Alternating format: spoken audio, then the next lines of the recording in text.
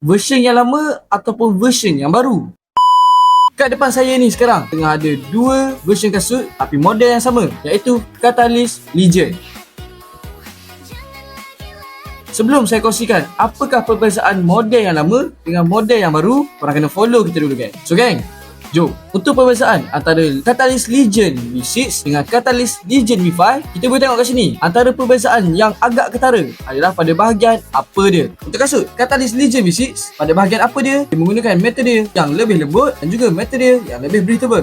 So kat sini penambahbaikan dia, kasut ni dia jadi lebih breathable dan lebih comfort pada korang punya kaki. Perubahan ataupun upgrade yang baru pada kasut Catalyst Legend V6 ni lagi adalah pada bahagian outsole dia. Pada bahagian outsole dia, perubahan yang paling ketara adalah pada bahagian susunan stud dia dan juga material yang digunakan. So senang cerita, kasut Catalyst Legend V6 ni adalah untuk stability dan juga untuk agility. Kalau Catalyst Legend V5, iaitu dia punya version yang lama, dia lebih kepada speed dan juga burst. Jadi, kedua-dua kasut ni ada kelebihan dan juga dia punya kekurangan. Kalau korang nak dapatkan kasut ni dengan harga yang lebih murah, korang kena datang ke SFT Sport sekarang buat sempena promo yang dijalankan di SFT Sport. Korang boleh dapatkan kasut ni dengan harga yang lebih murah. Jadi, yang mana berminat untuk dapatkan kasut ni, korang boleh datang ke SFT Sport Kuala Terengganu atau membeli secara online.